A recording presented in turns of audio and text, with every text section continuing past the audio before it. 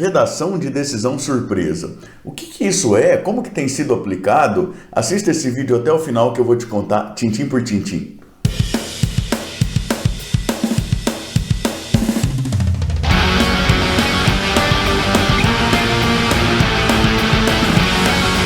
Eu sou o professor Thiago Caversan e compartilho semanalmente aqui mesmo no canal vídeos relacionados à teoria e à prática do direito. E isso já a partir de vários anos de experiência como advogado e também como professor universitário. Se você gosta desse tipo de conteúdo, como a questão da vedação da decisão surpresa, por exemplo, inscreva-se aqui embaixo, também clique no sininho, até para ficar sempre a par das novidades que nós trazemos para cá.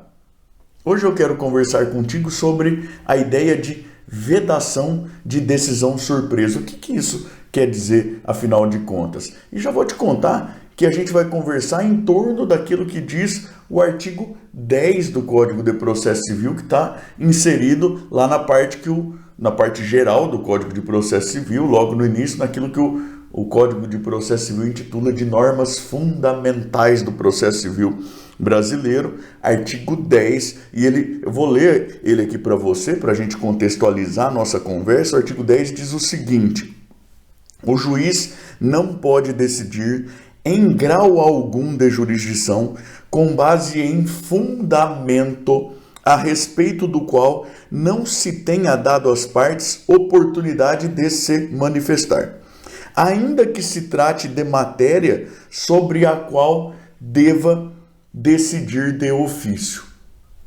Então, o juiz não deve decidir sobre fundamento a respeito do qual as partes não tenham tido oportunidade de controverter, ainda que seja matéria que ele deva ou possa conhecer de ofício. E veja,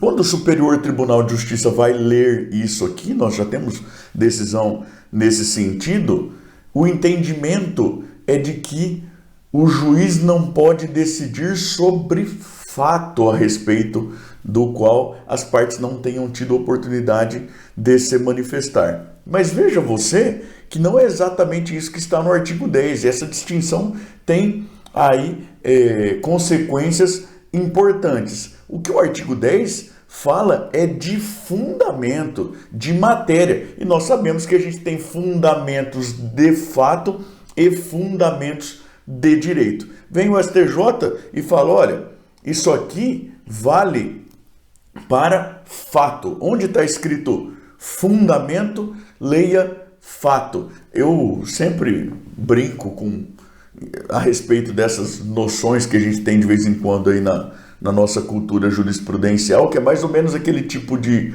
receita assim que a pessoa fala, olha, onde está escrito costela, você pode usar couve. É um troço meio complicado, né?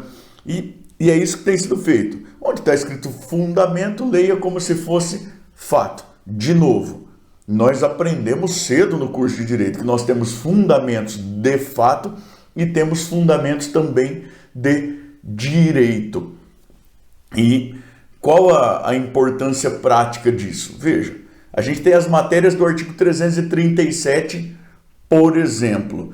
A gente tem aquelas possibilidades, a gente vai ter alguma sobreposição aí de extinção sem julgamento do mérito, lá no artigo 485. A gente tem, tanto no artigo 337 quanto no artigo 485, previsão da possibilidade de que o juiz pronuncie parte significativa daquelas matérias, daqueles fundamentos, inclusive de ofício. O que o artigo 10 está dizendo é que se o juiz for aplicar fundamento a respeito do qual as partes não tiveram oportunidade de se manifestar, não houve ainda oportunidade do contraditório, isso vale tanto para o réu quanto para o autor, o juiz não deve decidir, ele deve primeiro dar a oportunidade. Veja, a ideia é calcada sobre a noção do processo como um exercício dialógico, da construção democrática da solução do caso, né?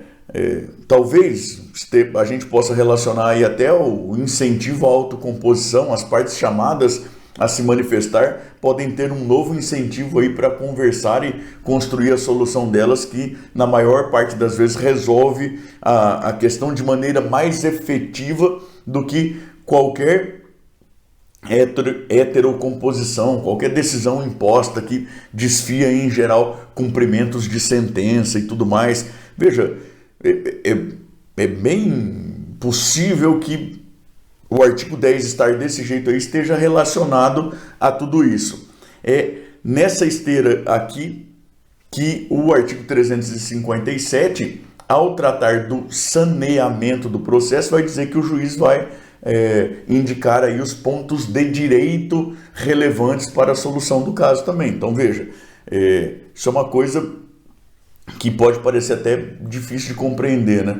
No saneamento do processo, o juiz em geral faz o quê? Fixa pontos controvertidos de fato e defere provas correspondentes a serem produzidas. O Código de Processo Civil atual fala lá de indicação de pontos de direito relevantes. Qual que é o sentido disso? A parte não vai precisar produzir prova sobre direito. Você pode até lembrar daquilo lá, mas tem a questão da vigência da legislação municipal, direito consuetudinário, esse tipo de coisa. Mas isso também é fato, né? A vigência é fato, no fundo. E aí você pode falar, pô, mas o que isso tem a ver no saneamento? Isso está ligado lá ao artigo 10. O juiz identifica um ponto que é relevante, as partes não controverteram ainda, ele indica aquilo para que as partes possam controverter, ele não tenha problema no momento da prolação da sentença com o artigo 10, não precise lá só naquele ponto identificar isso e aí dar novo prazo e tudo mais. Eu vou até te dizer que para mim parece que, e antes de dizer o que me parece, vou te contar um outro episódio da nossa cultura jurisprudencial, que é uma decisão que foi tomada lá no Tribunal de Justiça de São Paulo. Você vai encontrar por aí como despacho piu-piu, né? Porque o desembargador disse isso no despacho, ele fazendo menção ao artigo 10, né? O desembargador identificou uma possível questão lá prejudicial ao julgamento do recurso, sobre o qual não tinham controvertido as partes, daí ele deu uma decisão dando oportunidade às partes se manifestarem. E disse que era em respeito aí ao artigo 10, qualquer coisa nesse sentido, como se fosse um despacho piu-piu, dizendo, olha, eu acho que eu vi um gatinho, não sei se é um gatinho, se não é um gatinho, para que depois eu possa decidir com base nisso. Ou seja, uma posição assim de humildade epistemológica sobre o próprio conteúdo da demanda posta em juízo, da defesa e tudo mais. Um juiz que não se considera, magistrado que não se considera um pré-claro, conhecedor de toda a verdade, ele leva a questão para que as partes possam se manifestar, para que ele possa levar isso em conta. Veja que a gente não tem dificuldade para encontrar fundamento para isso na Constituição Federal, artigo 5º, inciso 55, né? O direito ao exercício do contraditório, ao efetivo exercício do contraditório, a ampla defesa com os meios e recursos a ela inerentes e tudo mais. Eu vou te dizer agora que também tem um outro lado, né? E que, como reza o ditado popular, o caminho do inferno está trilhado de excelentes intenções, né?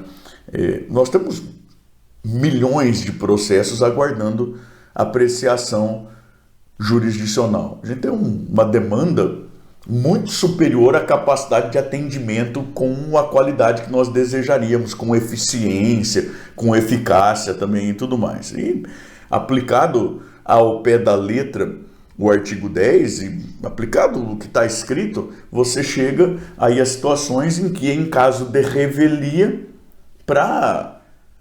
ou seja, o réu não disse nada, o juiz identifica pretensões abusivas do autor, em completo descompasso com a legislação, pode ser no mérito, pode ser no aspecto exclusivamente procedimental, não é uma questão de fato.